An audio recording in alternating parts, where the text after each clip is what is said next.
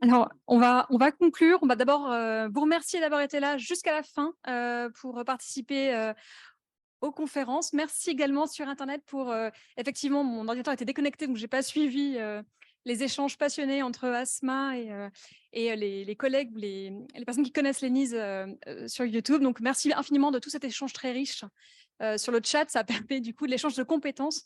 C'est vraiment très intéressant.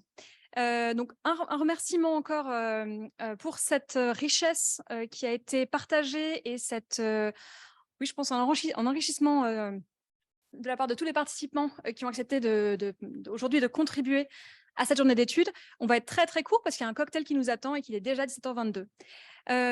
Peut-être on a préparé avec Vincent des petits extraits de ce qui nous a semblé être important sur cette journée pour qu'on parte avec des penses-bêtes qui pourraient peut-être continuer de mûrir une réflexion et de poursuivre une collaboration sur ces questions d'expérience patient et de savoir expérientiel qui, en fait, au bout de 2 ans de projet, sont encore en fait, au début, émanescents presque, hein, avec beaucoup de projets qu'on aimerait voir poursuivre et continuer de travailler ensemble. Donc d'abord, le service en santé, nous a rappelé Jean-François Medeli, est un service dont les usagers, les patients, soignants et accompagnants doivent pouvoir être contributeurs et également exprimer leurs expériences et leur satisfaction. Ne pas oublier que c'est un service rendu et donc un service sur lequel il faut les prendre en compte. Et c'est la base parfois qui est oubliée, qui n'est peut-être pas suffisamment rappelée, notamment en formation, on en parlait à l'instant. Ce que nous a rappelé Leïla Moré durant sa conférence juste après le déjeuner, c'est qu'en fait, il a fallu presque 15 ans pour que les premiers résultats de recherche qui avaient été menés en santé publique soient intégrés à la HAS. Et donc, on voit bien qu'il y a un délai entre les résultats de recherche et l'intégration sur des processus d'accréditation du système de santé. Et donc, on espère que ça ira plus vite et de plus en plus vite et que cette innovation intégrée ira encore plus vite. On a aussi pu nous rappeler que la façon dont l'ISATIS est conçu rend l'exploitation des résultats difficile, compliquée, et qu'il y a encore tout un travail à mettre en place. Aujourd'hui, c'est une exploitation qui est notamment faite par des startups dont, je sais pas, Better World par exemple, mais on peut aller chercher d'autres systèmes peut-être, et que les méthodes qualitatives sont très chronophages comme les patients traceurs, même si elles sont éminemment instructives. Et puis, mon dernier point portera sur les deux, pour nous, ce qui compte évidemment quand on travaille avec des étudiants qui se préparent à être designers en santé, c'est qu'il faut absolument qu'il est critique d'intégrer les décideurs. C'est parfois oublié, mais ces décideurs qui sont à la fois prescripteurs, donc la HAS, les ministères, mais également ceux qui sont en position managériale et qui décident de la répartition des moyens financiers, techniques, humains, dédiés à l'innovation et aux projets de transformation du service en santé pour améliorer en continu la qualité et la sécurité des soins, sans oublier bien sûr les processus cruciaux d'adhésion et d'observance des traitements. C'est pour ça que les exemples proposés par Marie-Pascale et Leïla ont été édifiants sur les exemples de projets qui ont montré leur efficacité, l'efficience même sur l'efficacité des soins quand on prend en compte l'expérience des patients, leur implication et leur savoir expérientiel. À toi, Vincent.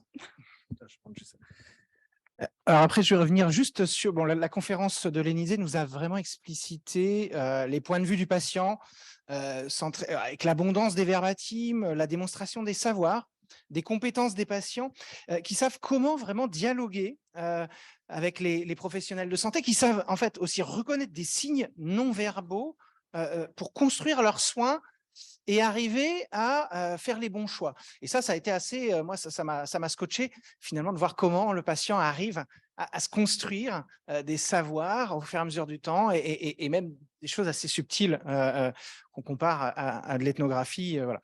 Le résultat important aussi à retenir, c'est que les patients travaillent de manière invisible. Alors, ils travaillent dans l'établissement de santé, mais ils travaillent aussi chez eux.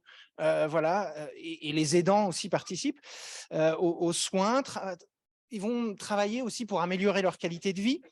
Et ça, ce qui est intéressant, c'est que le partenariat, par exemple, patient ou le modèle de Montréal participe aussi à la reconnaissance en fait, de cette implication. Et donc, on peut aller encore plus loin voilà, sur cet aspect qui est assez important aussi pour nous en tant que designers et concepteurs. Après, la première table ronde qui a réuni notamment Jean-François Medeli et Aude Niadanou, elle a souligné l'importance de mettre le patient au centre des circuits décisionnels. Alors pourquoi? Parce que si on ne le met pas dans le centre, au centre de ces circuits décisionnels, en fait, on risque de répéter les mêmes erreurs parce que à un moment dans la gouvernance, si on garde les mêmes indicateurs médico-économiques, ben, on oublie encore le patient et puis on va choisir sur un angle médico-économique. Et voilà. Donc, il est nécessaire en fait d'intégrer ce patient même dans la gouvernance et de voir comment ça peut être fait dans un établissement de santé, même au sein des services. Alors pour les designers, mais aussi pour les professionnels de santé, moi, ce qui m'a, j'ai trouvé vraiment assez scotchant, c'est que les innovations dont on parle, c'est pas des fusées sur la Lune, hein, c'est des trucs très concrets, des petits trucs du quotidien, des choses finalement, des améliorations simples qui ont un impact fort. Et alors, on est pas mal d'agences de design notamment en ce moment, et pas que d'agences, voilà, qui sommes sur cette réflexion. Alors nous, on a appelé ça le design des quotidiens, vraiment, on appelle ça l'écosystème des petites attentions. En fait, c'est toutes ces micro-adaptations qui vont permettre d'alléger, de faciliter le travail des professionnels de santé, mais aussi le travail des patients, et comment, de manière très concrète, on arrive à répondre au quotidien. Donc finalement, c'est bien de simplifier. Et j'ai eu une discussion avec Jean-François Médelis ce midi qui disait on peut améliorer, mais on peut aussi enlever pas mal de choses dans la santé. Et finalement, bon, nous, on a un adage en design, c'est less is more. C'est un truc qui nous scotche un petit peu, mais et à chaque fois qu'on veut rajouter, on se dit ouais, less is more. Alors j'enlève pour avoir des systèmes qui soient simples, qui soient compréhensibles. Je te repasse la parole. Et je vais aller très vite, juste pour vous dire qu'effectivement, il faut simplifier, ne pas compliquer, ne pas rajouter des procédures supplémentaires, des outils supplémentaires qui vont en fait alourdir un travail qui est déjà pénible pour tous. Et ça a été souligné notamment dans la présentation du projet sur l'expérience des parents d'enfants nés prématurément. Peut-être que ce qui était hyper important également, c'est l'intervention de Madame Gaudin qui a dit attention, il ne faut pas qu'on attende les préconisations descendantes et justement mettre en place des systèmes comme ce qui a été fait dans plusieurs établissements hospitaliers aujourd'hui, des AMI pour prendre en compte des initiatives de soignants pour rendre des établissements tout d'un coup attractifs, des hôpitaux magnétiques aujourd'hui. Et j'en parlais avec Aude il n'y a pas longtemps, c'est un de très beaux projets, la clinique Pasteur notamment, qui ont permis à cet établissement d'être magnétique. Peut-être le dernier point, et j'en finirai là, c'est la question de la bonne connaissance de tous les acteurs du système et ne pas oublier l'ANAP, l'HAS, puisque parfois ça fait on oublie, on va trop vite. Et ce qui était, je pense, important également, c'est le rappel par Alexis, représentant de France Asso Santé, c'est que cette remise au centre du patient, en fait, aurait pu se faire il y a si longtemps, puisque c'est la première loi Kouchner sur la démocratie sanitaire qui a remis le patient au centre de l'intérêt pour améliorer les conditions de soins, et qu'en fait, on l'oublie souvent, mais il faut peut-être le rappeler. Et effectivement, c'était peut-être le point faible que vous avez noté de la journée, et on le note, on en prend compte, et ça ne se produira plus. On fera attention qu'il y ait des usagers représentatifs à toutes, dans toutes les tables rondes. Et peut-être ce qui pourrait être noté, c'est que c'est un sujet important, c'est un sujet très émotionnel, c'est un sujet qui fait vivre des expériences tragiques, dramatiques, et que du coup, c'est des sujets encore plus importants et qu'il faut s'en saisir. Et donc, bravo à tous ceux qui continuent à travailler dans ces champs de recherche. Merci. Merci. Ah, pardon. Un dernier mot. On va peut-être.